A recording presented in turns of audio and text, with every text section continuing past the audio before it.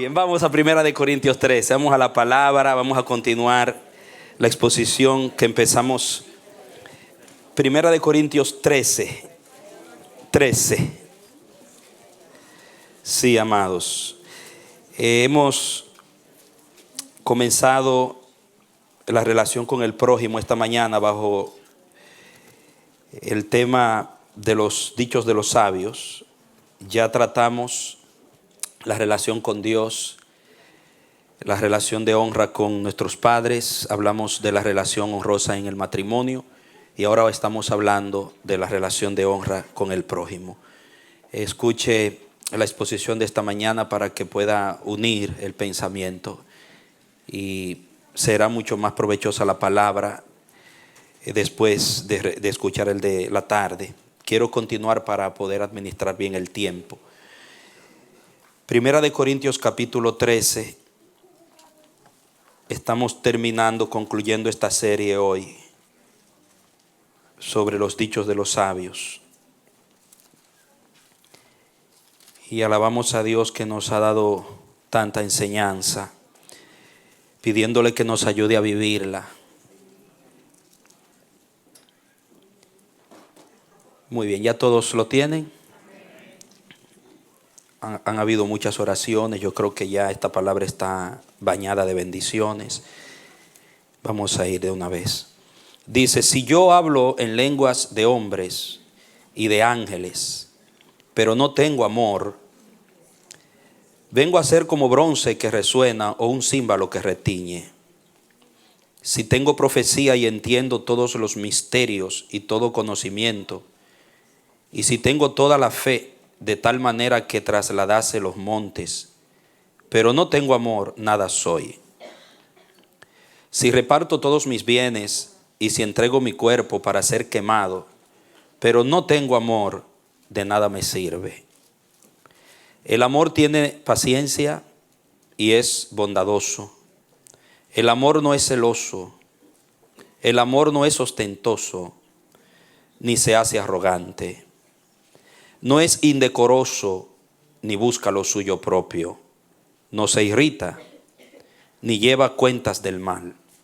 No se goza de la injusticia, sino que se regocija con la verdad. Todo lo sufre, todo lo cree, todo lo espera, todo lo soporta. Y el 8 dice, el amor nunca deja de ser. Muy bien. El problema con esta iglesia de los Corintios era que había dado más importancia al ministerio que a las relaciones. Ellos estaban haciendo uso de los dones espirituales. Era una iglesia rica en dones. En el capítulo 1 lo dice claramente que era una iglesia rica en dones. Había muchos dones, muchos ministerios. Era una de las iglesias con mayor dinámica carismática, la iglesia de los Corintios.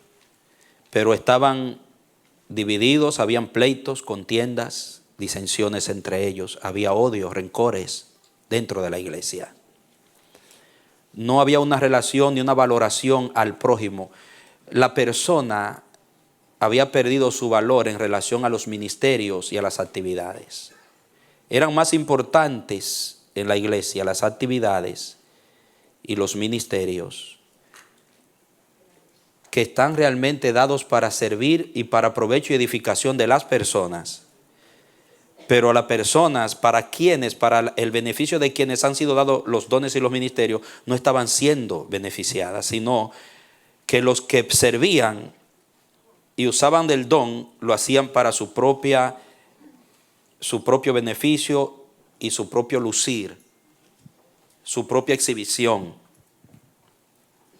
O sea que el don, el ministerio, la dinámica de servicio era un fin en sí mismo. No se cumplía el propósito que eran las personas, que Dios estuviera en cada persona y la vida de Dios se desarrollara en cada persona.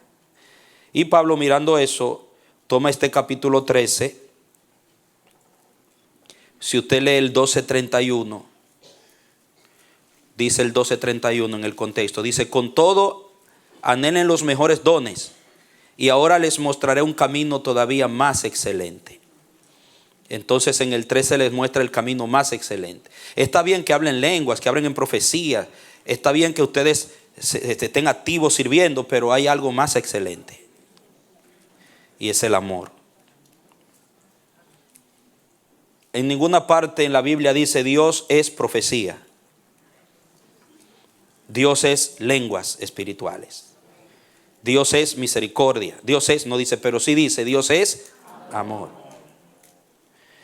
Podríamos decir que cuando dice que el amor tiene paciencia, es paciente, Dios es paciente. El amor es bondadoso, Dios es bondadoso. El amor no es celoso, Dios no es celoso. En el término del celo negativo, entiéndalo. Y así, porque Dios es amor. Y Pablo contrasta lo que es el amor práctico, el trato, la valoración a la persona, la relación en esta dimensión de la paciencia, de la bondad, etcétera, con los dones y los ministerios. Y él dice, eso va a pasar, pero el amor permanecerá para siempre. En otras palabras, diga conmigo, no es solo suplir necesidades, sino llevar una relación.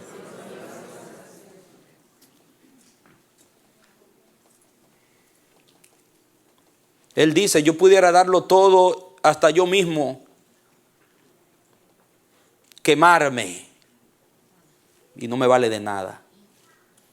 Usted puede suplirle a una persona todas sus necesidades sin amarla.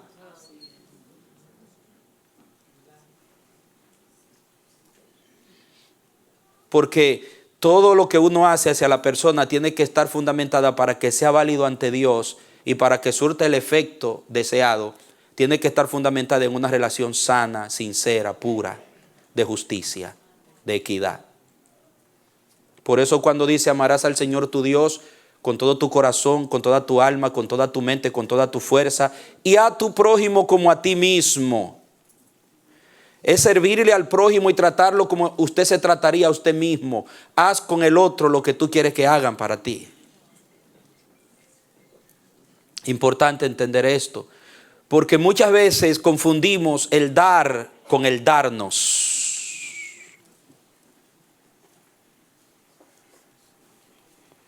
Por eso Pablo dice, yo puedo satisfacer las necesidades del humano, sin embargo no tener amor. Y para poder tratar al humano con el valor que Dios le da, hay que entender lo que significa ser prójimo. Y esta mañana expusimos el significado, nos concentramos en el significado de ser prójimo, lo que significa la palabra prójimo. Tiene que ver con lo que somos desde nuestro origen. Mi prójimo es alguien que es mi semejante, es de mi especie. Mi prójimo es alguien que es una persona como yo, es un ser humano como yo. Tu perrito no es tu prójimo, es tu mascota, pero no tu prójimo. Tu gato. Dios en la creación, aparte del hombre, puso una palabra. Cuando tú cuidas tu mascota, tú estás cuidando la palabra. Pero sobre el hombre, aparte de la palabra, puso su imagen. Dice que él se miró a sí mismo y dijo, hagamos al hombre a nuestra imagen. Cuando tú amas al ser humano, tú estás valorando a Dios en él, porque tiene la imagen de Dios. Cuando cuidas tu jardín, tú estás cuidando la belleza que provee la palabra, porque dice que todo sostiene todas las cosas con la palabra de su poder. Pero a ti y a mí nos ha dado su imagen y su semejanza.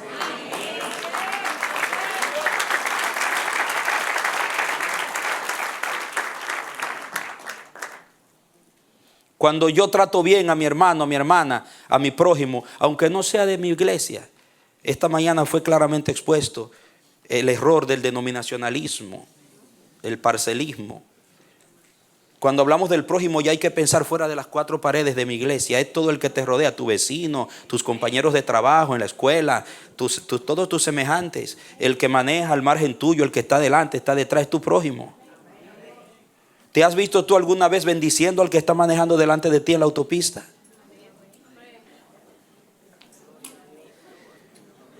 ¿Cómo te sientes cuando tú estás manejando y ves una persona que se le ha dañado el auto al lado del camino ahí, en ese tráfico? Uno se siente como si uno quisiera pararse y ayudarlo. Y a veces hasta uno se siente mal porque no se puede detener y darle una mano a esa persona. Uno lo siente. O tú dices, wow, qué bueno que tengo este carro nuevo que no se daña, ese con esa cacharra. ¡Compra carro nuevo! No, no pensamos así. Dicen que esa es la maldición española, que se compre un carro viejo. La maldición de los españoles, dicen la gente, no sé si es verdad. Pero cuando se trata del prójimo, se trata de quien es como yo, una persona. Y cuando yo le trato bien, es como hacerme el bien a mí mismo. Si le trato mal, me estoy haciendo daño yo mismo.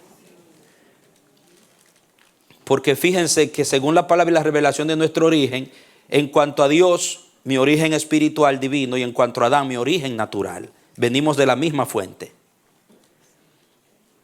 Independientemente de nuestra diferencia de color, nuestra nacionalidad, en lo natural, nuestra filosofía, nuestra denominación, nuestras políticas, etcétera, somos todos iguales.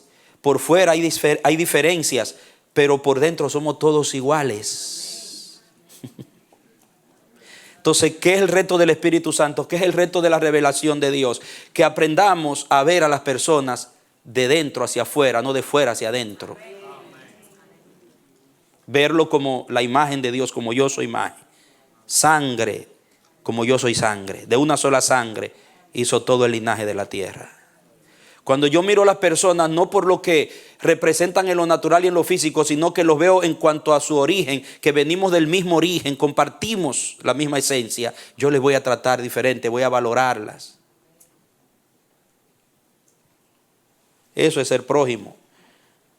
Ahora yo quiero entrar en esta tarde a lo que es la dimensión de la mente de Cristo, el cristianismo, el espíritu de Cristo, la óptica de Cristo, la mente de Cristo y el prójimo, que es la que debe movernos a nosotros. Yo quiero que usted vaya conmigo a Mateo, capítulo 1. Diga conmigo mientras busca Mateo, hay que amar a la gente para ministrarle lo de Dios. Si usted no ama a la gente, usted no podrá ministrarle lo de Dios.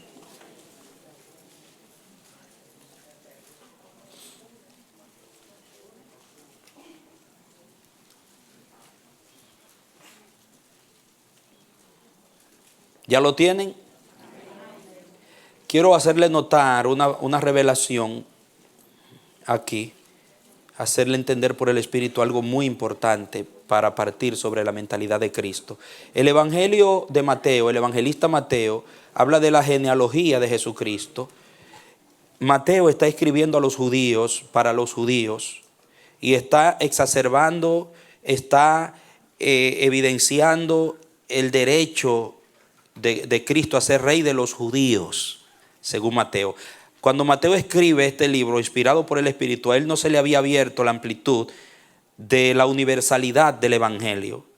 Él todavía pensaba que primero eran los judíos, que Cristo vino a ser rey de los judíos. Y en todo el Evangelio de Mateo, el contenido, usted va a ver que se trata a Jesús como el rey, que tiene derecho al reino porque es descendiente de David, para el pueblo judío, que viene a cumplir el pacto. Y por eso la genealogía, ¿cómo comienza la genealogía? En Mateo dice el libro de la genealogía de Jesucristo, 1:1. Hijo de David, ¿hijo de quién? ¿Dónde comienza aquí? Con Abraham. Note bien, en el versículo 2 dice, Abraham engendró a Isaac, Isaac engendró a Jacob, Jacob engendró a Judá y a sus hermanos, y ahí sigue. Salte al 17. Cuando habla de las los tres tiempos de las generaciones, dice el 17, de manera que todas las generaciones, ¿desde dónde?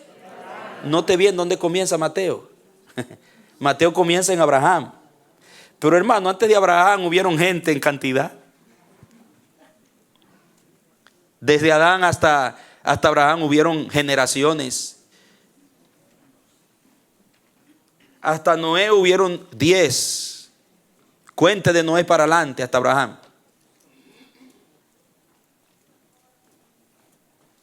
Ahora, Mateo, por el interés que le ocupa, pensaba que esto era para los judíos. Como muchas veces usted piensa que usted es la iglesia que se va para el cielo, que esto es para el amanecer de la esperanza. Aunque no creo que ustedes piensan así, pero por si acaso.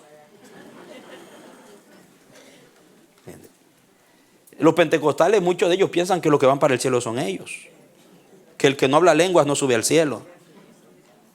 Y podemos hablar de otras denominaciones que ellos creen, predican, enseñan que el que no se convierte en las iglesias de ellos, no es miembro en las nóminas de ellos, no va al cielo, no es de Dios. En otras palabras, patentizaron a Dios, ¿verdad? Como uno va ahí, derecho de autor. Nadie me violenta mi derecho. Y créanme, eso afecta a la relación del hombre con el hombre. Eso afecta terriblemente. Ha pervertido la transferencia de la gracia de Dios y el amor de Dios entre el prójimo y su prójimo. Las barreras denominacionales. Esto estaba haciendo un daño gravísimo entre judíos y samaritanos y judíos y gentiles, que donde se encontraban no podían adorar juntos, se mataban, se peleaban, se insultaban. Los conceptos que tenían del uno hacia el otro, donde veían a los demás como una raza inferior,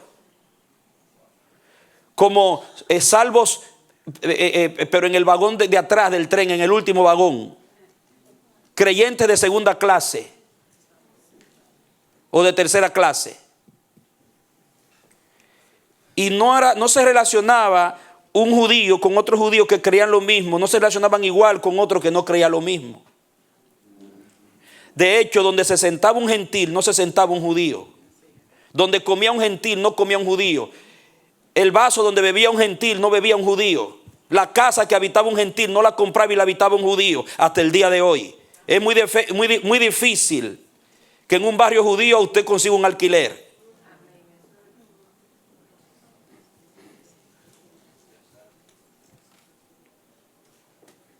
Por muchos factores.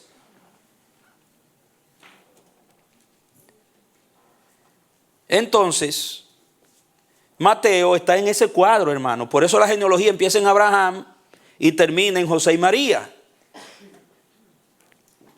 En el nacimiento de Cristo. El 17 dice: de manera que todas las generaciones, desde Abraham hasta David, son 14 generaciones. Y desde David hasta la deportación a Babilonia son 14 generaciones. Y desde la deportación a Babilonia hasta Cristo son 42 generaciones. Pero desde Abraham hasta Cristo.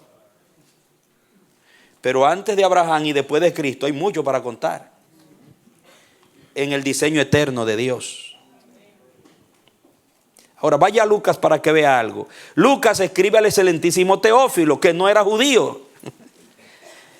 Teófilo era uno que la gracia lo había alcanzado, pero como Lucas escribe a los gentiles, y Lucas se sale del cuadro denominacionalista de Mateo, y el Espíritu pone a Lucas a escribir y le revela la universalidad de la gracia del Evangelio, la inclusión de todos. Entonces Lucas agarra una genealogía y la escribe, no empezando desde Abraham.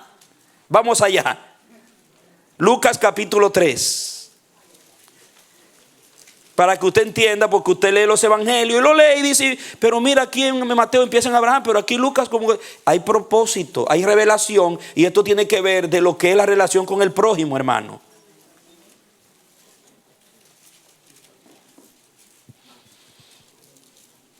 De hecho, deberíamos comenzar la genealogía de Lucas no leyendo desde el verso 23 donde empieza, sino de abajo, desde el versículo 38, de abajo hacia arriba. Ese es el orden correcto. Porque Lucas empieza a narrar dice el verso 23, dice: al comenzar su ministerio, Jesús tenía como 30 años. Él era, mire cómo dice Lucas, según se creía. ¿Por qué dice Lucas eso? Porque Lucas está hablando según creían los judíos. Según se creía, era hijo de José, un judío. según se creía.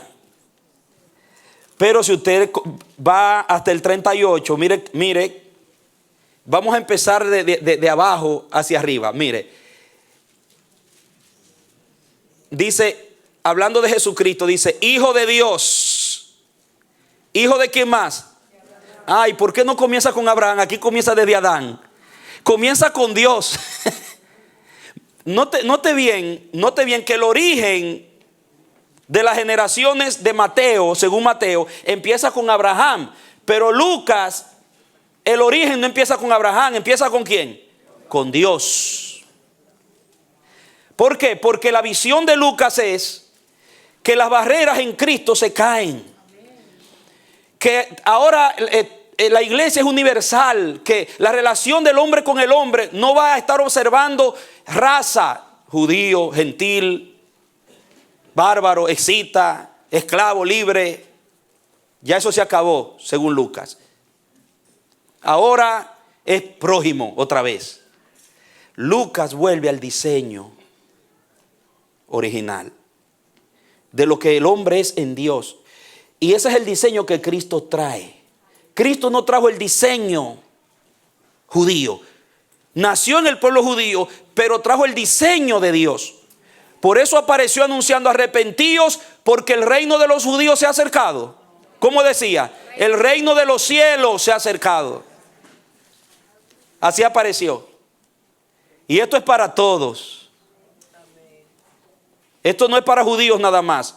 Aquí se caen las barreras. Dios viene a reconciliar al hombre con el hombre. Dios viene a establecer una relación basada en el amor, donde se caen las barreras raciales, se cae la meritocracia, se desbarata el clasismo, todo lo que es las escalas de valores que los humanos han establecido para relacionarse como condición, para relacionarse los unos con los otros, se cae en Cristo. En Cristo todos vamos a ser iguales y nos vamos a tratar iguales y vamos a tener el mismo valor delante de Dios. Aleluya. Y esa es la cultura de la iglesia. En la iglesia no hay negro ni blanco. En la iglesia no hay judío ni gentiles, ni griego, ni libre, ni esclavo, ni bárbaro, ni escita. En la iglesia no hay ricos ni pobres. No hay letrados e iletrados. No hay doctores, ningún título. En la iglesia todos somos iguales delante de Dios, porque nos valoramos desde la imagen y la semejanza, desde la misma sangre, no por los valores naturales. ¿Lo entienden? Y en eso debe estar basadas nuestras relaciones.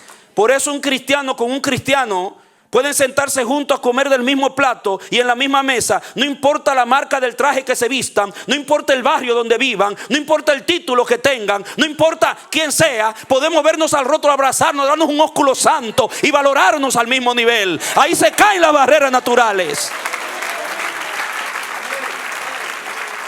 Prójimo. Porque ese es el origen original, valga la redundancia. Y ahí va Lucas. Por eso empieza su genealogía en Dios.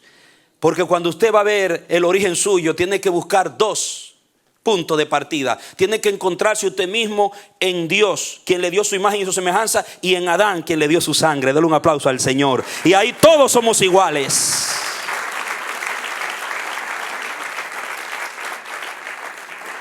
No en Abraham.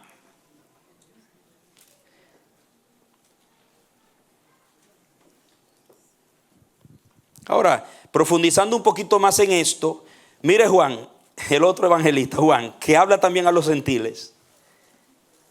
Porque nosotros leemos esos textos, esos pasajes, y tal vez no sabemos por qué el Espíritu Santo inspiró eso como lo inspiró. Y yo no creo que si usted lee y entiende la genealogía, va a tratar a su hermano igual como trataba en el mundo, fundamentando sus relaciones en meritocracia, en clasismo, en condiciones naturales. Hermano, yo he escuchado, y me duele decirlo, padres decir: mi hija no se va a casar con ese negro. Cristianos, muchos líderes en la iglesia hablando de esa manera. Yo digo, a este no le ha amanecido. Él no sabe a qué Cristo es que le sirve. No tiene sangre de reino en sus venas. Y negros también, que dicen: nosotros, nuestra raza con la nuestra. También. Muchos padres que buscan los méritos.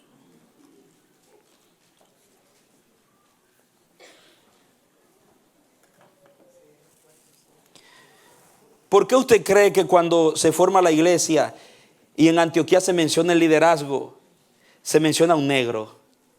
Uno llamado Níger. ¿Lo han leído? En Hechos 13, eso es el negro. Había un negrito. Antes no se permitía eso.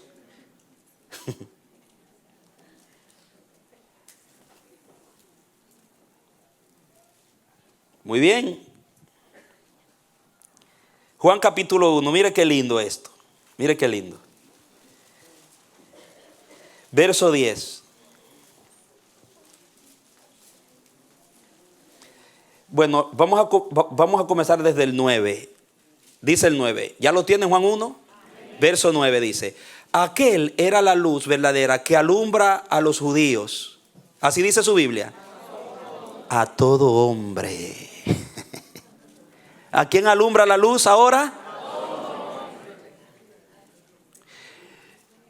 Amado, no importa que sea negrito, blanquito, haitiano, dominicano, colombiano, norteamericano, inglés, alemán, holandés, anglosajón, caucásico. La luz alumbra a todo hombre.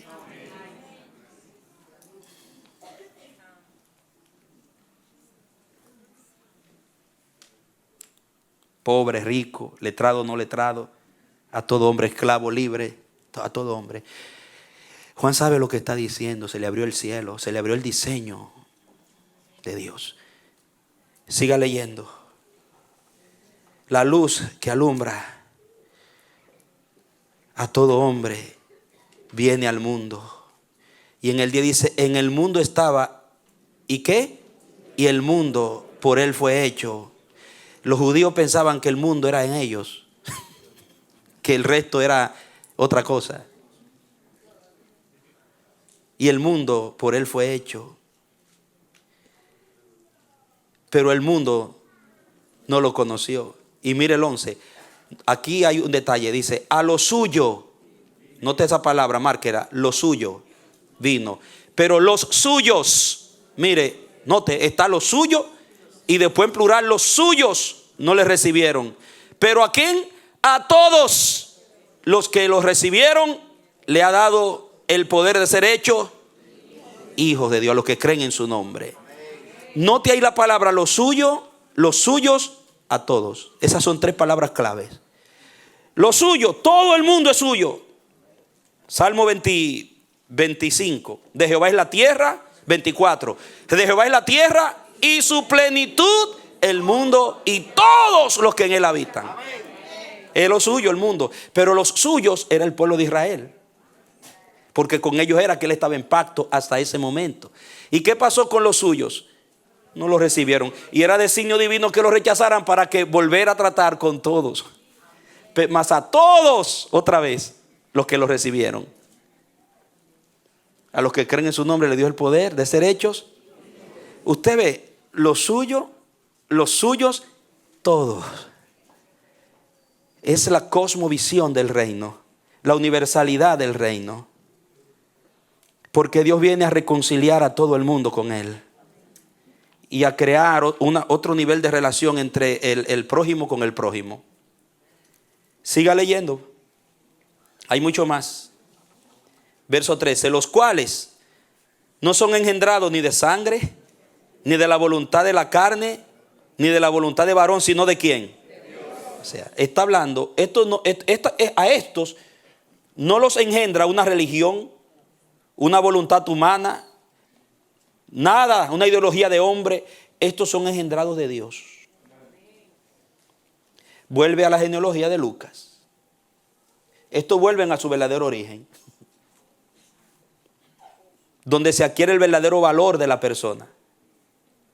Y continúa diciendo el 14. Y aquel verbo fue hecho carne. Oiga, note usted que no dice fue hecho judío. Fue hecho carne. Porque el Espíritu está desbaratando esquemas. Está tumbando, vino a tumbar barreras. Vino a restaurar las relaciones. Diga, el verbo no solamente vino a proveer salvación, sino a restaurar la relación.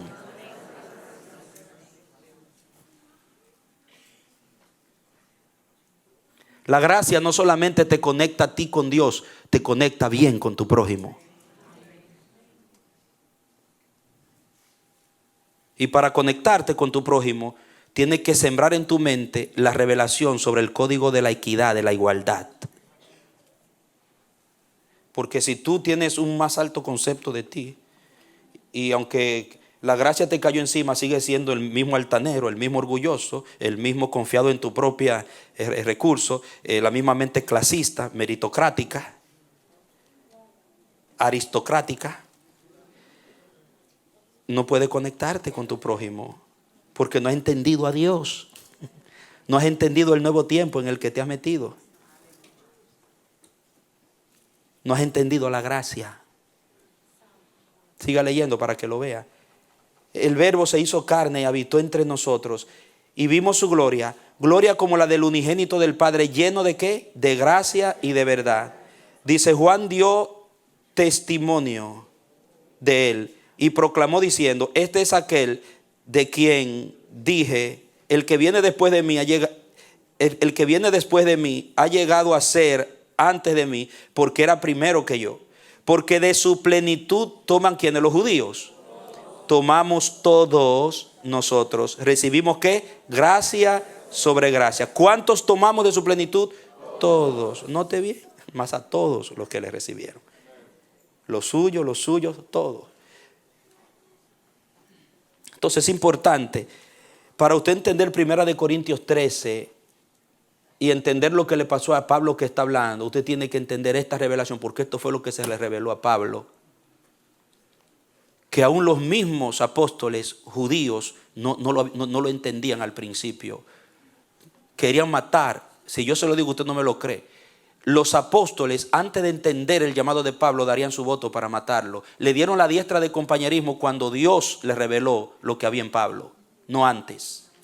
Cuando Pablo empezó, en la manera que empezó, los mismos apóstoles tergiversaron su llamado, porque Pablo se abrió a todo y Pablo ya no se llamaba a sí mismo judío. Pablo ya, su cultura, sus méritos, usted lo ve en Filipenses capítulo 3, dice que todo eso él lo tuvo por basura. Todo lo que le dividía de Dios y de sus hermanos, todo lo que lo separaba de su prójimo, todo lo que lo hacía sentirse como una clase superior por ser judío, lo tiró por el inodoro, dice él, y le dio la palanquita.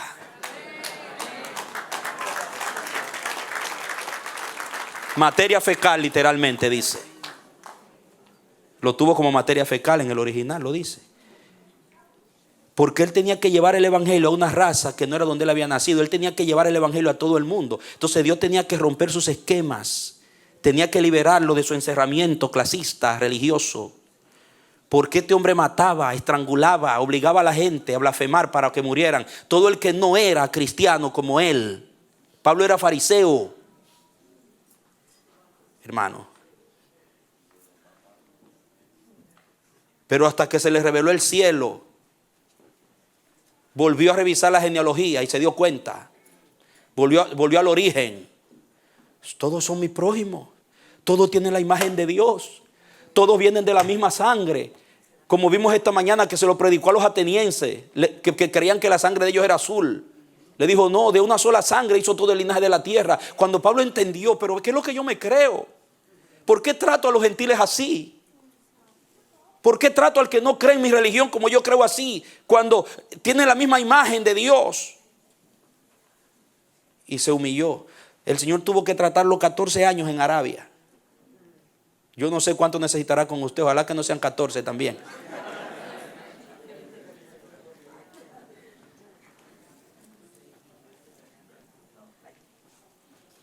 Porque es que nos han criado con, no te juntes con fulanito porque esto y lo otro, que esto y lo otro, y nos crían con unos engreimientos y unas creencias y un racismo, porque todo el mundo, mira hermano, así sea el más pobre, siempre está el orgullito ahí. Hay muchos que son orgullosos de que son pobres. Oh, pero yo hermano en el barrio, Yo decía, yo no me junto con ese riquito, él se la da de riquito, yo no me junto con ese riquito. Un pobre pero orgulloso. ¿No le ha pasado a alguno de ustedes? De que ese riquito, yo no sé de qué se la da. Y en la escuela era igual.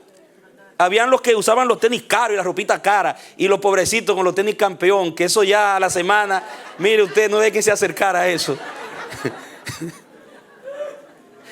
Y nosotros nos juntábamos por el grupo de los pobrecitos y provocábamos a los riquitos. Ese orgullo, eso lo traemos desde el barrio, desde niñez. Y es basura, hermano. Porque por dentro todos somos iguales, valemos lo mismo. Desde nuestro origen tenemos el mismo valor ante Dios. Amado, una persona no se va al infierno porque valga menos que tú, porque ha rechazado a Cristo. No es porque vale menos que tú. Cristo murió por esa persona. El mismo precio que pagó por ti lo pagó por esa persona. Lo que pasa es que tú lo recibiste, te humillaste, y esa persona no. Esa es la única diferencia, que no se arregló con Cristo. Si tú crees que tú vas al cielo porque vales más que el impío, los dos tienen la imagen. Los dos vienen de la misma sangre. Hay creyentes que a su vecino ni lo saludan porque son impíos, son paganos. Ese es al que más tú debes servirle para ganártelo para el reino. El amor de Dios que hasta en ti es lo que necesita ese vecino.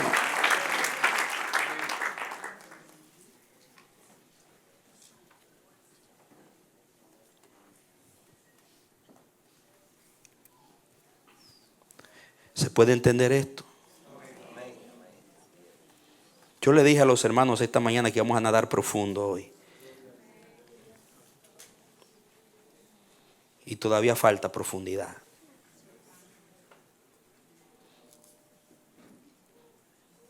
Muy bien, tomamos todos de Jesús, bebemos todos, comemos todo de Jesús.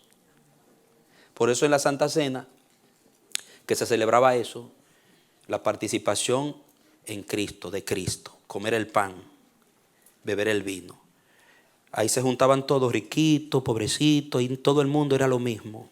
Educados, no educados, esclavos, libres, los amos y los esclavos se sentaban a la misma. En la Santa Cena, ese era uno de los fenómenos que trajo la atención del mundo hacia la iglesia, porque lo que veían ahí adentro decían, wow, pero esto no se ve en la cultura nuestra, en esta cultura imperial romana, grecorromana, religiosa, de los judíos tampoco, no se ve eso, que mira que el amo sentado comiendo, partiendo el pan con su esclavito allá, y mira cómo lo abraza y le da los culos santos. ¿Y dónde se ha visto eso? Tremendo, hermano.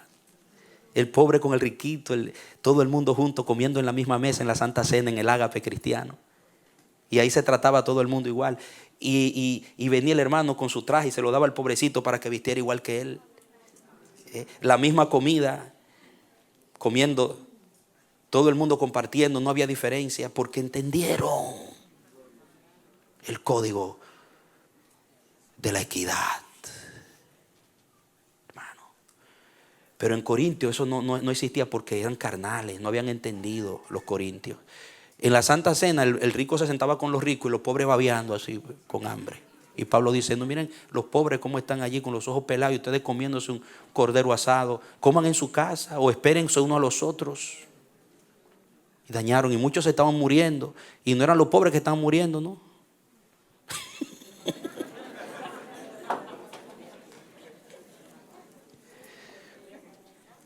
Muy bien. Bendito es el Señor. Entonces Pablo, cuando habla del amor, vaya a 2 de Corintios. ¿Por qué habla de esa manera? Capítulo 5. En este aspecto de la genealogía. 2 de Corintios, capítulo 5. Para que vea por qué Pablo, cuando habla del amor.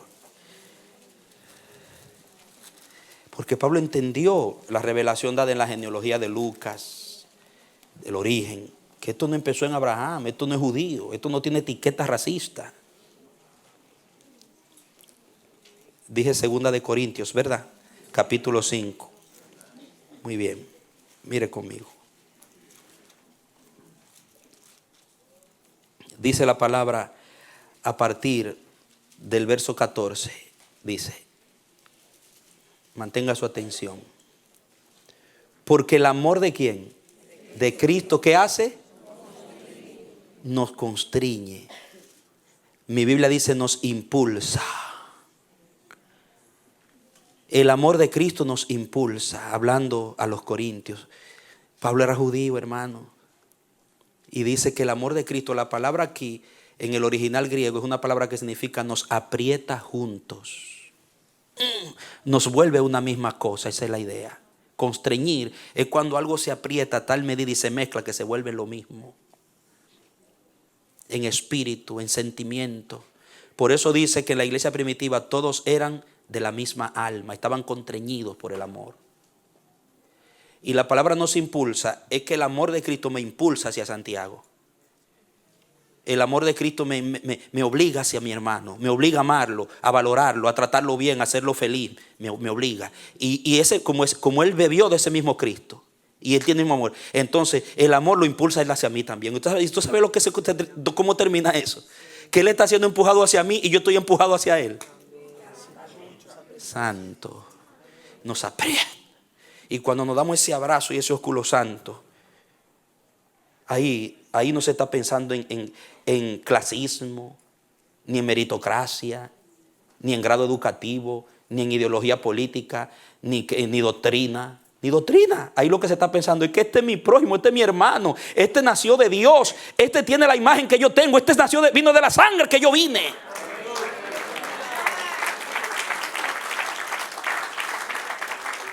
Entonces ahí viene el sentir, cuando a ti se te revela eso que se te entra, que eso se te mete en tu espíritu, que tú entiendes esa verdad porque estás verdaderamente conectado con Dios.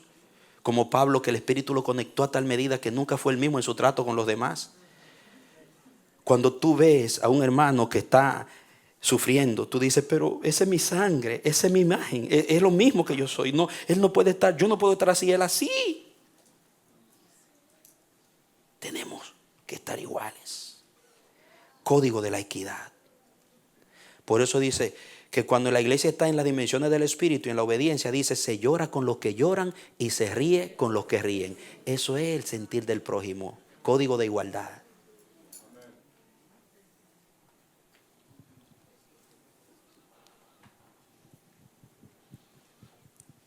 Entonces continúe leyendo. El amor de Cristo nos impulsa el uno hacia el otro, nos atrae juntos, nos aprieta juntos. Considerando esto, que uno murió por todos. Diga conmigo, uno murió, diga por todos. Jesucristo no se puso a mirar, bueno, mira aquel, yo no voy a morir por él, porque ese se la da de medio, yo no sé. Aquel que está allá, mira cuánta gente ha matado, mira qué terrible, yo no muero por ese, yo muero por él. No, por todos murió. Por todos. Independientemente de su raza, independientemente de por todo murió. Por eso es que Jesucristo, cuando resucita, ¿qué es el mandato? ¿Cuál es la gran comisión? Ir y hacer discípulos a quien, a los judíos. ¿A todas qué? A todas las naciones. La palabra es a todas las etnias en el idioma griego. Ahora esto es para todas las etnias.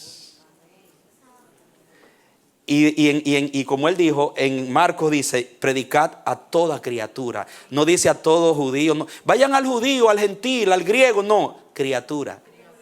Santo. Ahora tú tienes que ver a tu prójimo como una criatura. Jesucristo, la visión de Cristo es criatura. No es judío, ni griego, ni bárbaro, ni criatura. Ustedes tienen que ir con mentalidad de criatura, no de mentalidad étnica. Criatura, ustedes van a hablar criatura como ustedes. Por eso cuando Juan fueron a pedirle posada, porque iban rumbo a Jerusalén, donde los samaritanos pasaron, dámele un rinconcito al maestro que va para Jerusalén. Dice que se negaron y le dieron el portazo en la nariz, no quisieron. Vino Juan airado porque eran samaritanos. ¿Qué tú quieres, Señor? Que mandemos que venga fuego del cielo y los consuma. Y Jesucristo ni lo dejó terminar. Mira, tú no sabes de qué espíritu tú eres. El Hijo del Hombre no vino a perder las almas, sino para salvarla. Las almas. Porque Jesús sabía cuál era el espíritu que lo impulsaba. No habían entendido. Y Pablo dice, uno murió por todos, por consiguiente, todos murieron. ¿Para qué? Para que los que viven ya no vivan para sí, sino para aquel que murió y resucitó por ellos. Porque ese es el problema. Si yo vivo para mí, yo jamás voy a entender la dimensión divina sobre quién es mi prójimo. La muerte de Cristo te introduce en una dimensión que ya tú no estás enfocado en ti, ni en lo tuyo, ni en tus intereses, ni en tu meritocracia, ni en tu clasismo. Ahora tú vas a enfocarte en Dios y en tu prójimo. El día que tú no le haces un bien a tu prójimo, no vas a dormir bien. ¿Cómo, pastor? Usted está exagerando. ¿Y es tanto así? Así mismo. El que entiende el espíritu del evangelio de Cristo, si un día no le hace un bien a alguien, no duerme bien. Así eran los cristianos. Hubo un predicador en el siglo XIX, me parece que fue, que él trazó no irse a la cama sin predicarle el evangelio a una persona, y de los más indigentes y de los peores en la calle. Y él salía y una vez se le olvidó por tantas cosas que hacer y se fue a dormir. Y se acordó que no le habló a nadie. Y se levantó y se fue a un parque. Y con lágrimas le ministró un borrachito que estaba en un parque a medianoche. Ahí le ministró y se lo ganó para Cristo. Y había alguien que estaba observando a esa hora. Y cuando él se iba, el predicador lo llamó y le dijo, pero ¿por qué usted hace eso? Yo lo veo que usted siempre, que era conocido por eso. ¿Qué lo impulsa a usted a venir a la prostituta, a los borrachos, a los que andan así, viene a predicarle y hoy a la medianoche? Y él le dice, mire señor, yo quiero que usted sepa que si Cristo no hubiera tenido la gracia que tuvo conmigo, a lo mejor yo hubiera sido como uno de ellos. Y mi agradecimiento a Cristo y mi amor a esas almas, porque yo pude haber estado peor que ellos. La gracia de Cristo me tiene sanito, así como yo estoy. Cuerdo, bien. Ay, santo.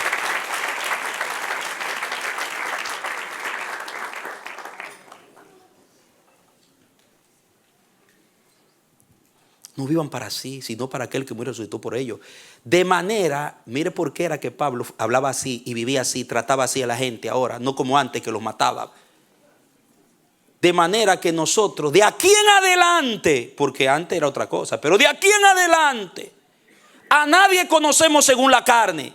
¿Usted entiende eso? Ya no es según la carne, ya no es según recursos humanos naturalistas. Ya no vamos a relacionar con la gente según la carne, los méritos humanos. A nadie trato según la carne. Sino que, y aún ni hemos conocido a Cristo según la carne tampoco. Que es judío, que no es esto, no. Ahora ya no lo conocemos así. Si lo conocimos en alguna vez según la carne, ahora ya no lo conocemos así. De modo que si alguno está en Cristo, ¿qué? ¿Nueva qué? Criatura. Oiga, usted no es un colombiano nuevo en la iglesia. Usted no es un dominicano nuevo en la iglesia. Un nuevo dominicano. No, tenemos aquí un nuevo dominicano. Usted no es un americano nuevo. Usted no es un europeo nuevo. Usted es nueva criatura. Usted vuelve a su diseño original. Todos somos criaturas, punto. Lo demás sobra.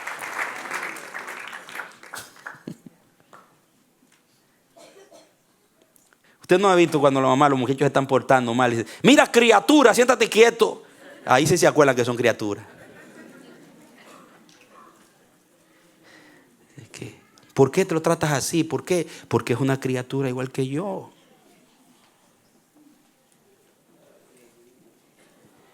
Nueva criatura es. Las cosas viejas pasaron. He aquí, todas son hechas nuevas. Y todo esto proviene ¿de quién? De Dios, quien nos reconcilió consigo mismo por medio de Cristo y nos ha dado el ministerio de la reconciliación. Diga reconciliación. Diga, tuvo que tumbar las barreras de diferencia para traer la reconciliación. Que Dios estaba en Cristo reconciliando consigo a quien, a los judíos, a los pentecostales, a los bautistas, a los menonitas. ¿A quién? Al mundo. Mire de dónde lo vengo trayendo, desde la genealogía, hermano. Porque hay que entenderlo desde su base. Al mundo. hermanos míos. Y es así como Dios quiere que tú y yo lo veamos. Tenemos a partir de hoy, voy a cerrar con broche de oro esta serie de predicación para llevarlos a entender que a partir de hoy nosotros tenemos que tratar a la gente con la dignidad que Dios le da. Tenemos que valorar al humano desde el punto de vista del origen que tenemos en común. Tenemos que ser liberados de la cultura de la meritocracia y del clasismo que el hombre se ha inventado y que el diablo ha establecido para dividir y destruir.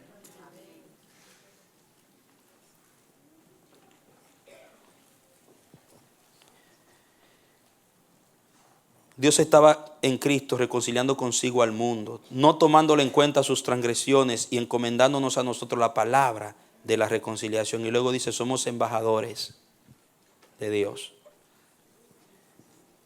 Entonces, esto es la base para entender, amado, la cosmovisión, la universalidad del evangelio y de la vida de Dios, del reino. De cómo nos vemos desde el cielo, cómo Cristo nos ve, cómo nos valora, como creación, como criatura. Hermano, Cristo no te mide, Cristo no te valora, Cristo no te pone un sello de acuerdo a tu origen, en donde naciste, de acuerdo al color de tu piel, de acuerdo a tus méritos, de acuerdo a tu clase, a tus títulos. Cristo te ve como una criatura, un alma que necesita reconciliarse con su Creador. Vaya conmigo a Lucas 10:25 en adelante para que vea algo. Entonces, ¿por qué todo esto? Lucas 10. Amados, estamos entendiendo lo que Dios nos está comunicando. La relación con el prójimo tiene que tener un fundamento sólido. Dice el verso 25. ¿Ya lo tienen? Lucas 10:25. Dice: y he aquí que cierto maestro de la ley se levantó para probarle, diciendo: Maestro, ¿haciendo qué cosa poseeré la vida eterna? Y él le dijo: ¿qué está escrito en la ley? ¿Cómo lees? Pregúntale a tu hermano: ¿cómo lees? Vuelve y pregúntale: ¿cómo lees? Porque el problema de muchos es cómo están leyendo la Biblia. El problema de muchas iglesias es cómo le están predicando la Biblia, cómo están leyendo la Biblia, cómo lees. Porque cómo lees va a determinar cómo te relacionas con tu prójimo y cómo te relacionas con Dios. Porque cuántas veces leemos la Biblia buscando algo a nuestra conveniencia, leemos motivados por intereses naturales.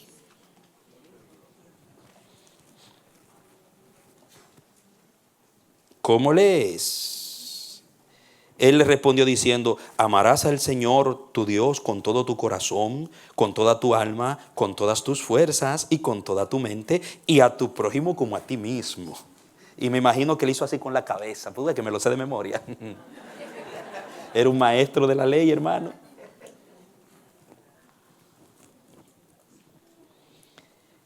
Le dijo: has respondido muy bien.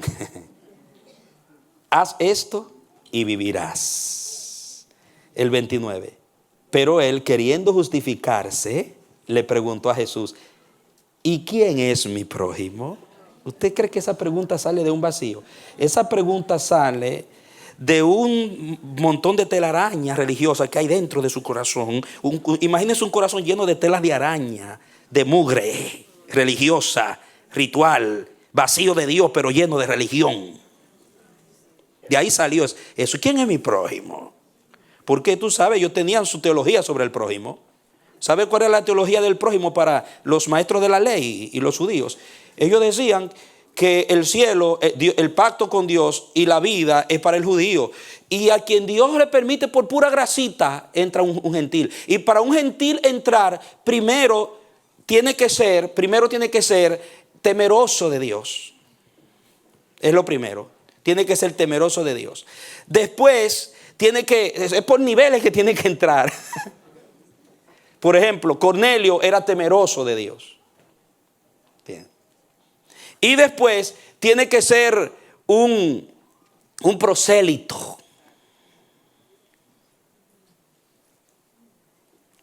Primero temeroso y después. El prosélito era uno que ya se hacía judío. Era gentil, pero aceptaba la religión y la cultura, se vestía como ellos, todo como ellos, y se bautizaba en el judaísmo. Pero Cornelio no se había bautizado en el judaísmo. Dios no le dejó que se bautizara, ni se vestía. Él simpatizaba por la enseñanza de Moisés, pero era un temeroso, porque ellos tenían niveles. El que creía en algunas cosas judías, pero no se bautizaba, era un amigo de Dios, temeroso de Dios. Pero el que se bautizaba y aceptaba todo como ellos, era un prosélito. Por eso ellos recorrían mar y tierra, dice Jesús, para hacer un prosélito, bautizando gente para la denominación judía. Niveles. Pero nunca, aunque se hicieran prosélitos, es más, aunque un gentil volviera a nacer de un vientre judío, nunca se relacionarían con él igual. ¿No ves lo que dice Pablo cuando habla de cuando él estuvo las cosas por basura, cuando se le reveló el amor de Cristo? Hebreo de hebreo, sangre pura. En cuanto a la ley, fariseo. Él hablaba que eso para él era su motivo de gloriarse. Y lo llevaba a matar.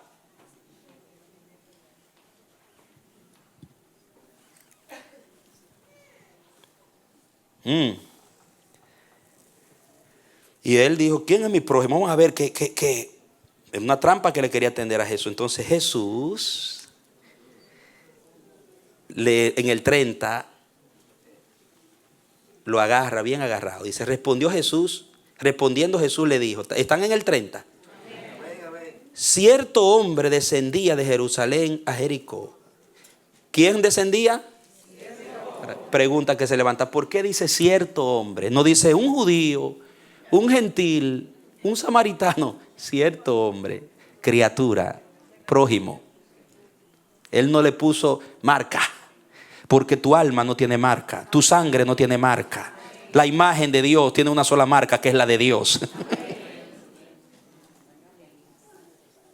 Santo. El Señor quita las escamas en el nombre de Jesús. Cierto hombre descendía de Jerusalén a Jericó y cayó en manos de ladrones, quienes lo despojaron de su ropa, lo hirieron y se fueron, dejándolo medio muerto. Por casualidad descendía cierto sacerdote por aquel camino y al verle pasó de largo.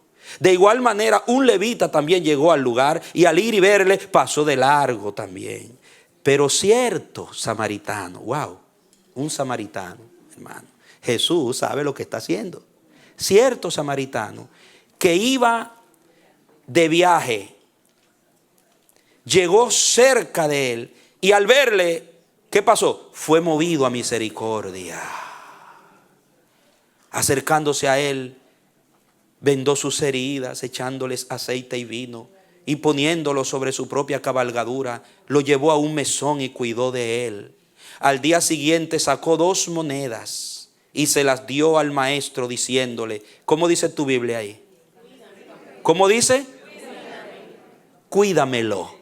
Oiga, no dijo, mira, cuida a ese pobre enfermo. No, cuídamelo. Esa palabra no está ahí porque sí. Él se identificó, es mi prójimo, es un ser humano como yo. Yo pude ser el que estuviera en su lugar. Primero le dio los primeros auxilios. Porque en ese tiempo, eso que él hizo, eran los primeros auxilios. Y después lo llevó y le dijo, pagó, le dio un adelanto. Y dice, cuídamelo. La idea es, cuídalo como si fuera a mí mismo. Y yo me imagino, dice que él siguió, que ese hombre estuvo pensando en ese hombre durante todo su viaje hasta su regreso.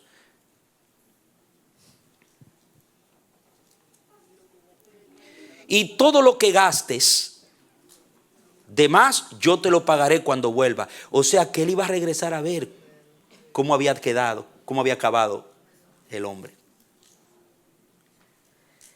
¿Cuál de estos 3 te parece haber sido el prójimo de aquel que cayó en manos de ladrones? Él le dijo, el que hizo misericordia con él. No dijo el samaritano, no le salía eso de la boca.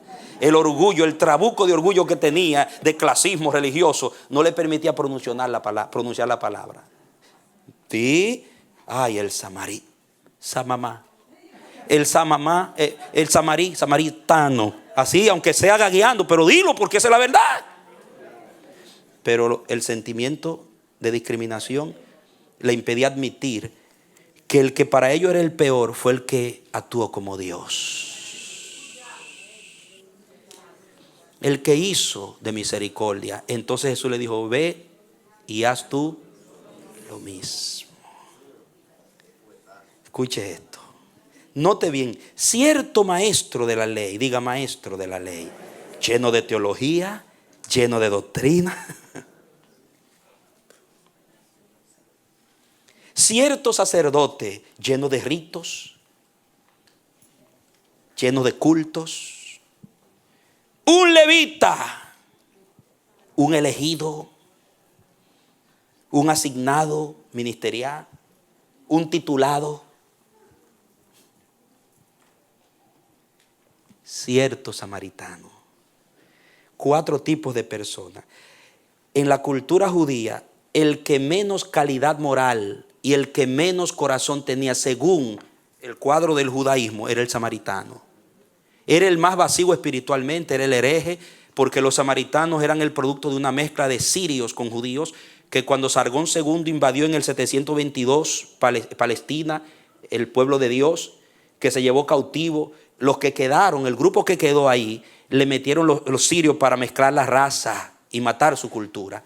Y de ahí se produjeron los samaritanos, que después el pleito cuando regresaron del exilio por la restauración del templo, del muro, era con los samaritanos. Sanbalat, Tobías y Isaí, que querían trabajar con ellos y los judíos no se lo permitieron, porque lo consideraban una raza híbrida, una raza dañada. Nosotros somos sangre pura. Pablo decía: hebreo de hebreo, no hebreo con sirios. Además, los samaritanos creían solo en el Pentateuco. Para ellos los profetas, los salmos, y ellos no entendían que eso era. Ellos adoraban de acuerdo al Pentateuco. No tenían doctrina. No tenían doctrina. No eran sana doctrina los samaritanos. Los samaritanos no eran sana doctrina. No tenían sana doctrina los samaritanos.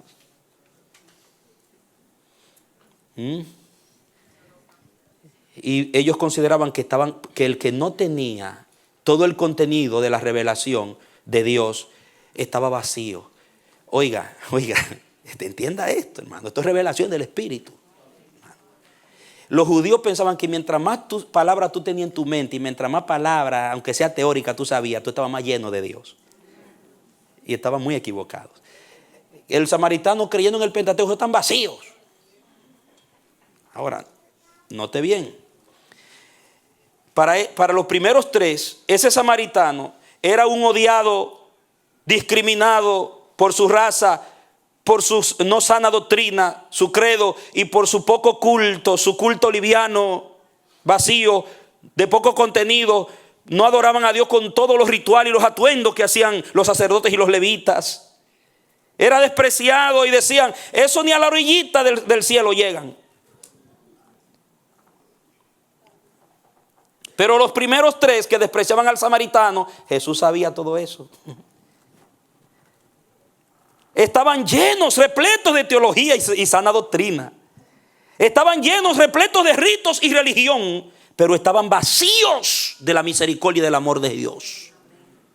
¿Usted no cree que usted puede estar lleno de religión, lleno de sana doctrina? Puede estar lleno de muchos ritos, de mucho culto y vacío de Dios. Revisemos el corazón, hermano. Esto es mucho más que actividad. Es relación de justicia, de equidad con el prójimo. Tú puedes dar todo el rito y culto y saberte toda la teología, tener los fundamentos doctrinales más sanos supuestamente según la denominación, pero si tu relación con tu hermano no lo muestra, está vacío de Dios, aunque está lleno de iglesia y de religión.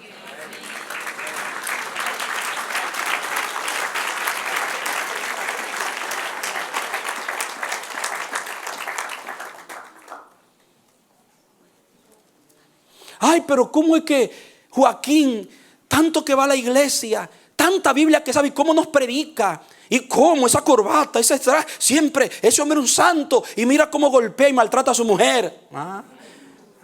Porque está lleno de todo eso, pero está vacío de Dios. Se ha enamorado tanto de su iglesia, se ha enamorado tanto de su religión, se ha enamorado tanto de sus rituales, se ha enamorado tanto de la Biblia, que se ha olvidado de las personas, empezando por su propia casa. Cuidado con eso, hermanos. No hay cosa que Dios aborrezca más, que Cristo haya aborrecido más que eso. No podemos estar tan llenos de religión que nos olvidemos de las personas. Porque el objetivo verdadero de una religión verdadera, dice Santiago, es conectarte con tu prójimo de corazón a corazón. Dale un aplauso al que vive. Empezando por tu esposa y tus hijos.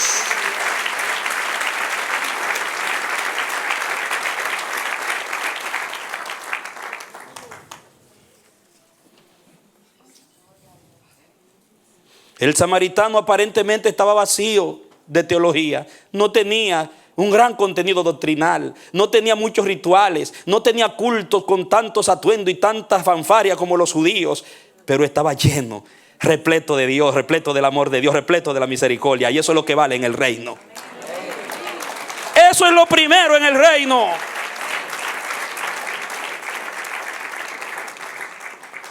Oye, la oración de un nuevito que está enamorado de Dios, aunque no sepa mucha Biblia, aunque no esté tan versado como otros, pero ama a Dios, ama a su prójimo, trata a su prójimo con deferencia, le da el valor que Dios le da, es una persona justa, le duele, es movido a misericordia.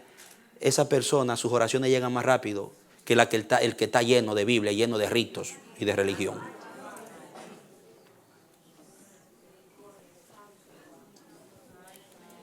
Y no es por meritocracia, hermano, es porque está viviendo el corazón de Dios. Está conectado de verdad. Muchos pueden estar llenos de Biblia, llenos de cultos, llenos de ritos, pero vacíos de Dios. Pueden estar conectados a una religión, a una denominación, conectados a una llamada sana doctrina, a filosofías, creencias, pero desconectados de Dios. Porque esto se prueba en nuestra conciencia de valor de las personas, en cómo tratamos a las personas.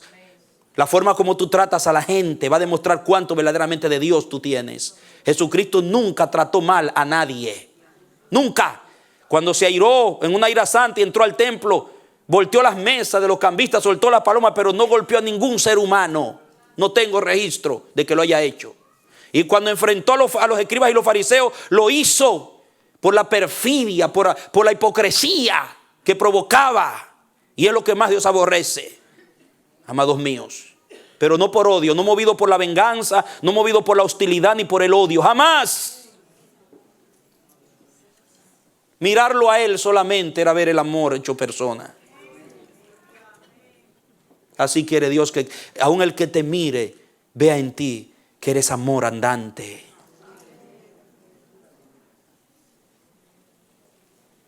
Diga conmigo, si no hay conexión con Dios, no puede haber equidad humana. La verdad de Jesús en esta parábola, con esto vamos concluyendo. La verdad de Jesús. Escuche bien. Oiga la verdad que esta parábola nos enseña. Lo que Jesús quería mostrarle a este falso religioso era: el valor de un ser humano está por encima de tus cátedras y tus conocimientos y todas tus doctrinas. ¿Me escuchas? Es lo primero. El valor de un ser humano está por encima de todas tus cátedras, tu conocimiento y toda tu doctrina. Y de tu desenvolvimiento ministerial. Segundo, el valor de un ser humano está por encima de tu ritual religioso. Pedro tuvo el Señor que subirlo a una azotea. Y Pedro era el líder de la iglesia en Jerusalén. Para revelarle, lo subió a una azotea a propósito. Y le bajó 3 veces un lienzo con reptiles. Porque así era que veían ellos a los gentiles. Como animales inmundos. Serpientes, puercos. Y Dios le bajó el lienzo lleno de animales inmundos. Y le dijo: mata y come, Pedro. ¡Ah, Señor! Se escandalizó. Yo creo que la primera vez dijo: será, yo te reprendo, Satanás. Sin embargo, era Dios que le estaba bajando el lienzo. Yo yo jamás he comido eso. Dije, 3 veces, mira, mata y come. Lo que yo limpié no lo llame tú inmundo. Santo. Ay, Señor.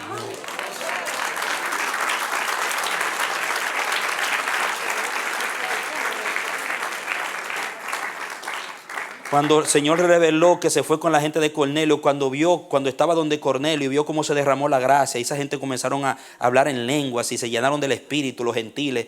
Dice, ahora yo sé, ahora yo me doy cuenta que Dios no hace acepción de personas. Ahora te das cuenta, Pedrito. Ahora nomás te das cuenta. Diga, Dios no hace acepción de personas.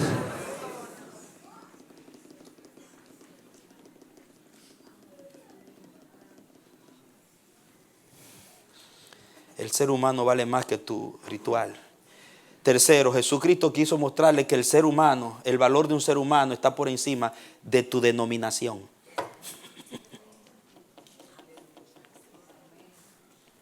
Por eso menciona levita, sacerdote. Cuarto, el Señor enseña que el valor de un ser humano está por encima de tu origen étnico. Cuarto, de tu origen étnico. Hermano, esto no es porque como tú hayas nacido, esto es por gracia para todos. No es que seas samaritano, seas judío. Está por encima de tu origen étnico.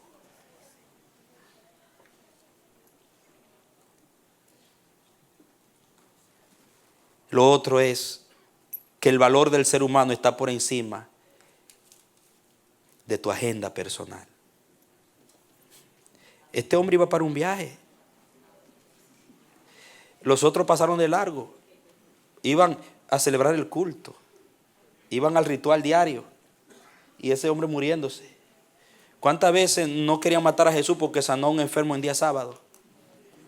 Hasta Jesús tuvo que decirle, el sábado no fue hecho por causa del hombre. El hombre no fue hecho por causa del sábado. El sábado fue hecho para el hombre. El escándalo era que Jesús le dio el valor al ser humano que tenía, que ellos no se lo daban. Ellos le daban más valor a su religión. Cuidado si tú también estás haciendo lo mismo. Sacrificamos la familia, sacrificamos la relación con nuestra esposa, esposo, con nuestros hijos. Sacrificamos a la gente por rituales. Mucho cuidado. Todo es un equilibrio, equidad. Equilibrio.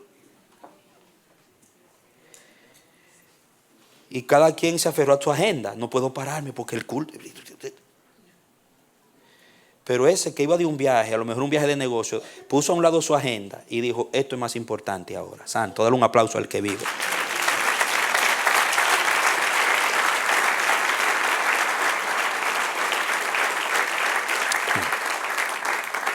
Y esta fue una de las cosas que más me ministró, porque eso fue lo que hizo Jesús. Y puso un alto en su agenda para descender y cumplir la misión. Dejó las 99 para venir. Cambió su agenda.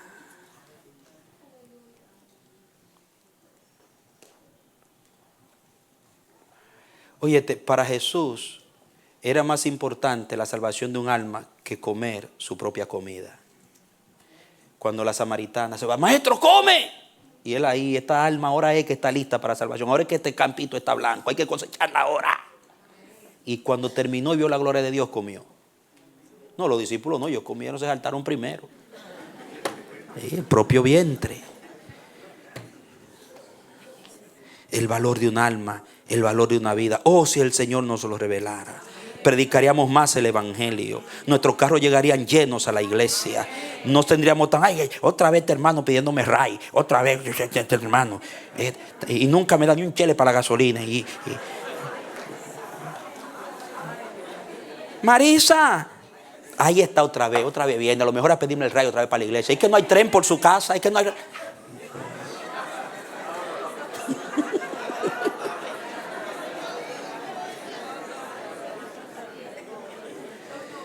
Hermanos, oigan, hermanos. El sistema nos cansa tanto, el trabajo, tantas complicaciones, que no tenemos paciencia para escuchar que alguien nos cuente un problema. Cuando alguien nos está contando un problema, nos cansan, se nos entumece la cabeza, ya no queremos seguir oyendo. Sin embargo, esa alma necesita solamente ser oída. Solamente necesita ser oída por alguien que tiene el amor de Dios.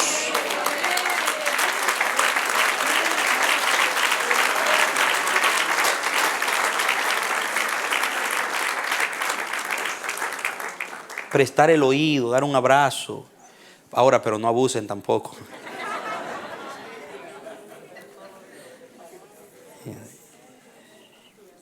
La verdadera religión traduce tu conexión con Dios en una conexión de equidad con tu prójimo. La verdadera religión traduce esa conexión con lo divino. Pablo subió al tercer cielo, pero eso se manifestó en su relación con los humanos. Algunos suben al quinto cielo, le ganan a Pablo y no se refleja en su relación con los humanos. Usted se ríe, pero hay gente que son tan espirituales, que andan tan en las nubes, que no se quieren contaminar con los problemas de la tierra.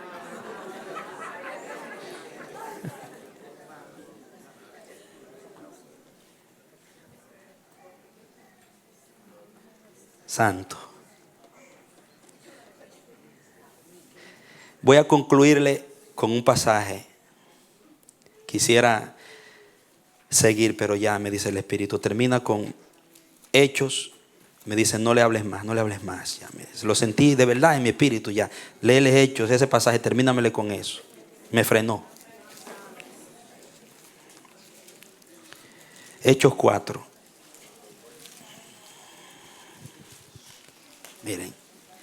Miren esto, hermano. Esto a mí oiga, esto con lo que vamos a terminar. Hechos 4, verso 31 en adelante. Note bien eso para que usted vea, amado.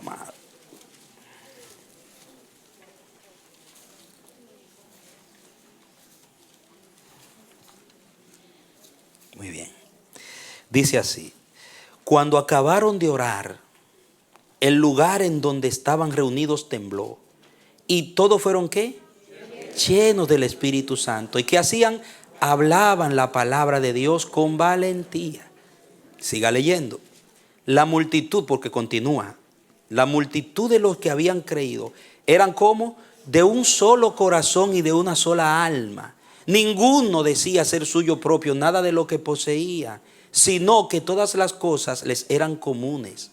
Con gran poder los apóstoles daban testimonio de la resurrección del Señor Jesús, y abundante gracia había sobre todos ellos. No había pues ningún necesitado entre ellos, porque todos los que tenían propiedades de terrenos o casas los vendían, traían el precio de lo vendido y los ponían a los pies de los apóstoles, y era repartido a cada uno según tenía necesidad. Diga, código de equidad. Había conciencia de prójimo en esa iglesia. ¿Y sabe qué? Ellos creyeron en el mismo Cristo que creemos nosotros. Ellos fueron llenos del mismo Espíritu que nosotros somos llenos. Pero hoy no se manifiesta diferente. ¿Y por qué, señores? ¿Será que cambió la agenda, el Espíritu? ¿Será que el Cristo en el que creímos ha cambiado de idea y la iglesia hoy tiene que ser diferente? No, somos nosotros el problema. ¿Saben qué? Nos hemos dejado atrapar por la multiplicación de la maldad. La multiplicación de la ciencia nos ha insensibilizado. Nos ha insensibilizado, amados míos. Nos has hecho cristianos, pero vestidos de indolencia el sistema. Jesús dijo, por haberse multiplicado la maldad, el amor de ¿cuántos? De muchos, pero no de todos. No de todos, de muchos. O sea, usted a lo mejor no debe estar en eso mucho. Usted tiene que ser de los pocos que el amor no se le ha enfriado. Cuando habla del enfriamiento del amor, es del trato entre los hermanos, el servicio, esto de lo que se veía en la iglesia. Dice que no había necesitado, que se buscaba la equidad social, la equidad comunitaria. Cada quien compartía su bien voluntariamente. No era una imposición como el comunismo marxista. No era una ideología política impuesta por el hombre. No, era algo voluntario, porque cuando el Espíritu Santo llenaba esa conexión con lo divino, llenaba más de amor. Ellos no decían, Señor, lléname del Espíritu Santo, descienda tu gloria. Y el Señor pregunte, pero ¿y para qué? ¿Para qué? ¿Para qué? Porque allá yo la hacía descender y descendía y se traducía en vida, en abundante gracia de unos con los otros. Había relación, la relación que yo diseñé, pero hoy yo la dejo caer y lo que hace es que la usan como un trofeo y se ufanan. Hermano, a mí me dijo un pastor que yo bajé mi cabeza y dije, Dios mío, A mí me lo dijo. No siembren los pobres, que se te pega unción de pobre. Siembren nosotros los ungidos, para que se te pegue unción de prosperidad. ¿De dónde sacan esa tontería? De la mala teología, las malas enseñanzas que le han metido a la iglesia. De un sistema metalizado. Y usted lo va a escuchar, está ahí en YouTube, están por ahí, lo predican, lo enseñan. Que usted tiene que darle al que tiene para que se le pegue la unción de tener. Le han metido a la iglesia. Hoy ya la gente no es lo que debe ser, ni aún en la iglesia. Nuestras relaciones están enmarcadas en intereses naturalistas, no espirituales. No sabemos lo que es ser prójimo. Mire aquí, cayó la unción, pero se tradujo en una relación de equidad en la iglesia. Y cuando el mundo veía eso, decía: esa gente, ahí está el cielo. Porque esa gente se ven iguales, aunque, como le decía ahorita, el esclavo come con el amo, el pobre pues se abastece del rico. Allí nadie dice ser suyo, nadie anda hablando que es mi carro, que es mi esto, que es mi casa, que es mi. El mí estaba anonadado ahí. Lo nuestro. Eso que usted ve, mí, siempre mí. Mire. Para que ya no vivan para sí. Usted me dirá: pero pastor, yo he trabajado duro para ganarme lo mío, ¿y entonces? Usted dirá: pero oiga, no fue usted que trabajó, Dios trabaja en usted. Así era que ellos veían todo como Dios era el propietario. Nosotros no somos propietarios, somos administradores. Hoy Pablo no dice trabajen, dice Pablo, con su mano para que tengan que compartir con el que padece necesidad. El trabajo en la iglesia estaba orientado no solamente a satisfacer tus necesidades, sino la de los otros. Cobraba 100 pesos, bueno, 20 para mi hermano, que está de esto el diezmo para Dios. ¿Y tú qué hacías? Vivías en un presupuesto de reino. ¿Cuál es el presupuesto de reino? Que siempre alcanza para ti y para el otro. Ese es el presupuesto de reino. ¡Aleluya!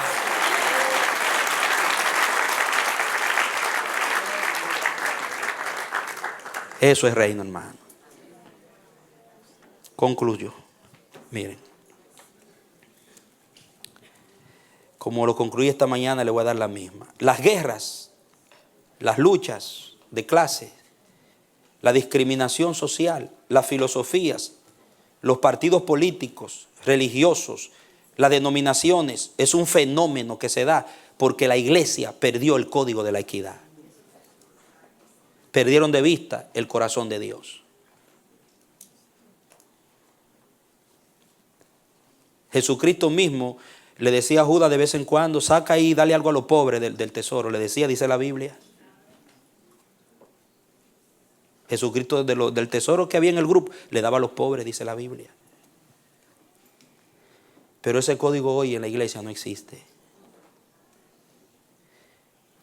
Dile a tu hermano: cuidado. ¿De qué? Cuidado con enamorarte tanto de tu religión. Enamorarte tanto de ti mismo y de tu propia salvación. Enamorarte tanto de tus dones y de tu ministerio, que te desconecten de Dios y de tu prójimo. Tú te puedes enamorar tanto de esas cosas que te desconectan de Dios y de tu prójimo. Como ahí está el levita y el sacerdote, desconectados del prójimo, pensando que estaban conectados con Dios. Tu iglesia, ¿cómo la ves? ¿Cómo tú percibes la iglesia? ¿La iglesia es una institución o una denominación, o la percibes como una comunidad de personas? Porque la iglesia la podemos ver como una institución, una denominación donde yo soy miembro. Y Dios, la iglesia es para bendecirme, para yo ir sentirme bien. Ay, me siento como estresado, voy al culto y a ver si la alabanza me desestresa. A ver qué bendición se me pega hoy. No, hermano, la iglesia es una familia, es una comunidad donde todos tenemos responsabilidad los unos con los otros. De edificarnos, suplirnos, ayudarnos, abrazarnos, llorar con los que lloran, reír con los que ríen. Podemos caer en el autoengaño de amar más a la iglesia, celar la iglesia, siendo indolentes con los que están en la iglesia. Ustedes saben que hay gente que se pelean por una iglesia y dividen la iglesia y se fajan a la trompada en la iglesia. Por eso vino el denominacionalismo, se dividieron, porque los líderes se fajaron literalmente a los golpes y se repartieron la iglesia. Entonces, la iglesia, que es para la equidad entre la gente, el prójimo, se convierte en un atropello y en trauma para el pobre. ¿Sabe cuánta gente sale traumada de una iglesia? Da pena decirlo, pero es la realidad.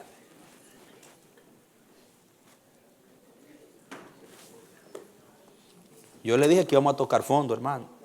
Esto se va a terminar en el fondo, allá abajo. Cuando miras a tu alrededor, mira a tu derecha, a tu izquierda, mira a tu hermano, mírale el rostro, los ojos. Mira, ¿qué ves? ¿Ves hambre?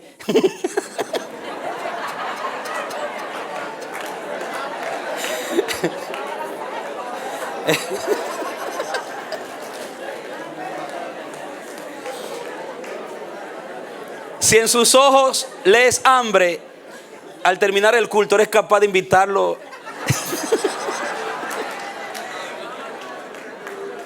¿Tú te imaginas eso? Que yo saludé a Santiago, terminamos el culto. Varón, bendición, amado. Y le miro los ojos, wow, como que el varón tiene hambre. Varón, vamos a comer ahí a pollo sabroso.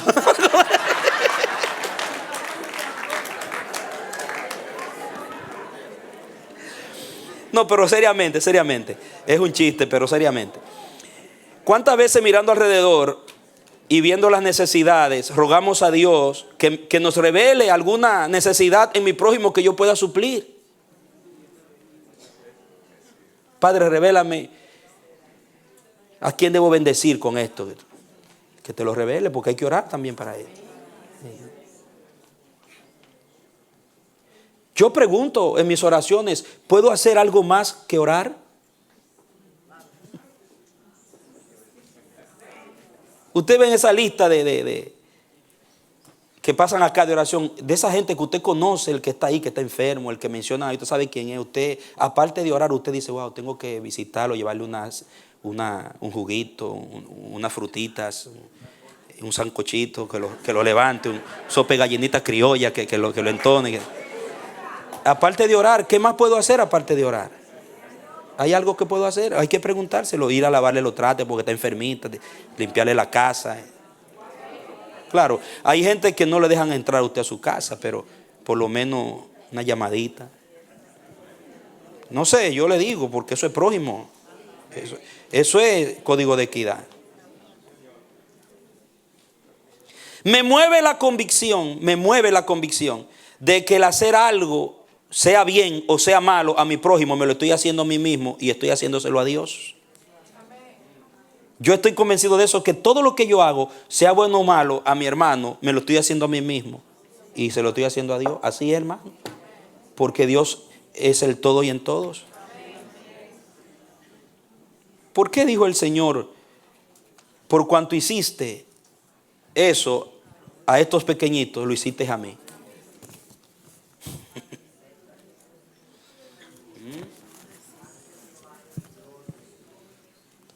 Que orarle al Señor, libérame de esta religiosidad, Padre, libérame.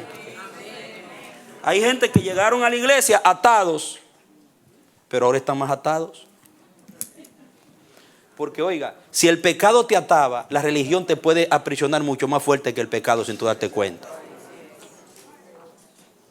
Hermano, yo le voy a decir una cosa y lo digo con vergüenza. Yo conozco gente que cuando eran impíos eran tan buenos con la gente y después que se convirtieron se pusieron malos con la gente, más hostiles con la gente. Algunos, no todos. No, usted es un santo ahora, usted es una persona.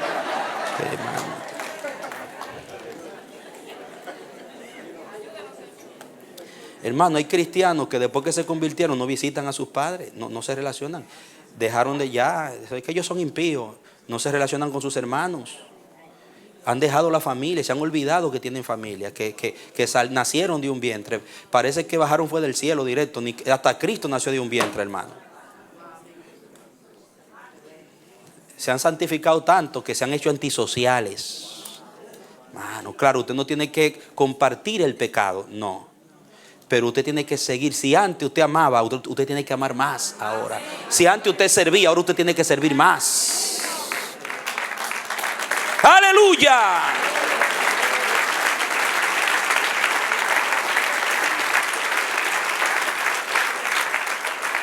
Y mire cómo le voy a terminar. Ahí hay un ministerio de alimentos para los pobres. como 300 personas de los pobres de esta región vienen ahí a hacer fila. Y a cada rato se pide que necesitamos gente que venga a ayudar. Ese anuncio ni debiera darse aquí con una iglesia de más de 1000 miembros. Debiera Felicitas decir, no vengan más allá porque hay demasiado. Mano, tenemos la opción de servir al prójimo ahí. Hay un acopio de alimentos ahí que usted no se imagina. Y necesitamos gente que ame al prójimo. No que vaya porque se necesita gente. Vaya porque usted ama al prójimo. Y ayude a organizar eso, a repartir la comida. Que Felicitas se siente ya con casi 80 años ahí. Hagan esto a mandar nada más. Que no carguen ni una cajita, ni una fundita y nada. Amén. No aplauden aquí. Oh, pero venga acá. Aquí hay que aplaudir hasta con los pies. Hay que aplaudir aquí.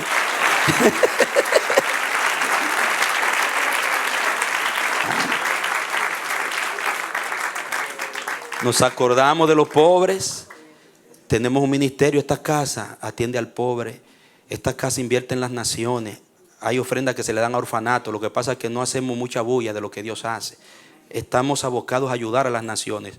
Nuestro pastor tiene una visión.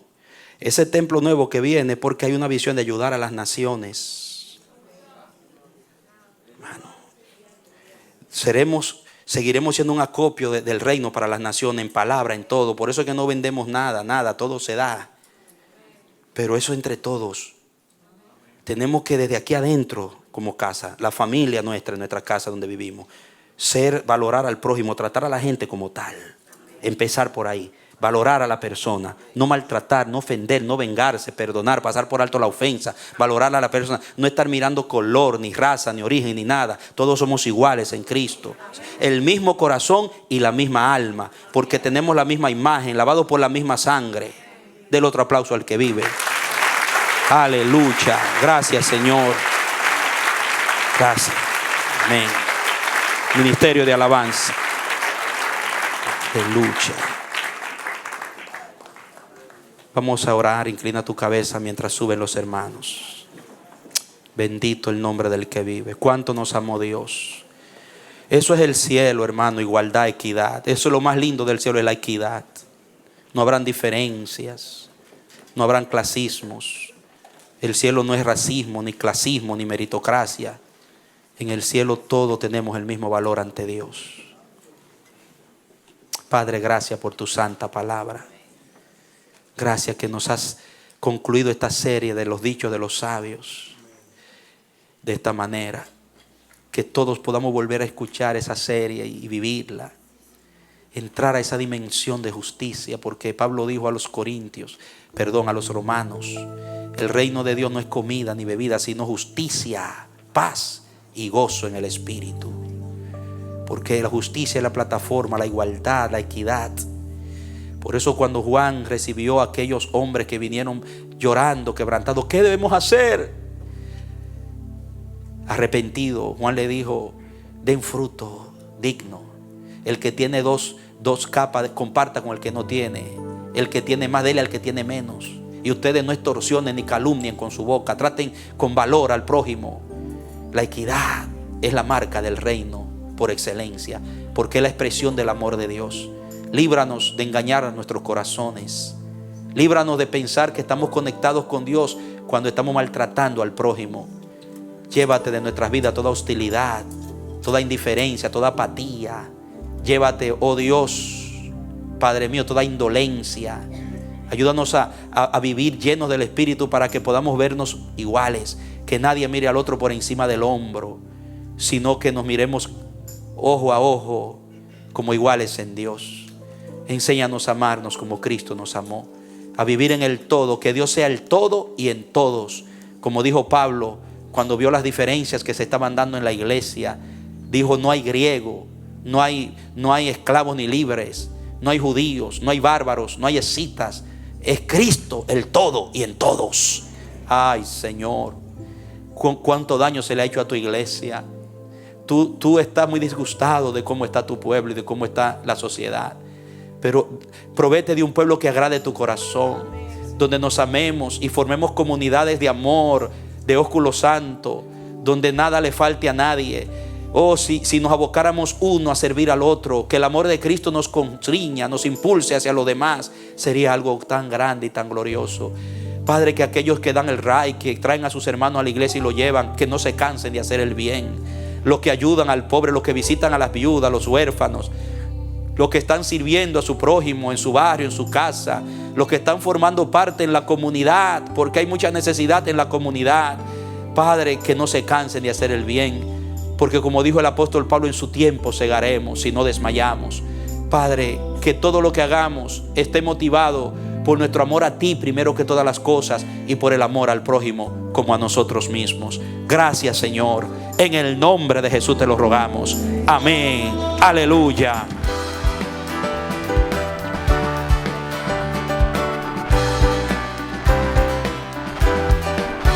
Este ha sido su programa Voz de Restauración. Si desea comunicarse con nosotros, escríbanos al P.O. Box 70, Bronx, New York 10473, o visita nuestra página web www.elamanecer.org. Nos despedimos hasta la próxima. Que Dios te bendiga.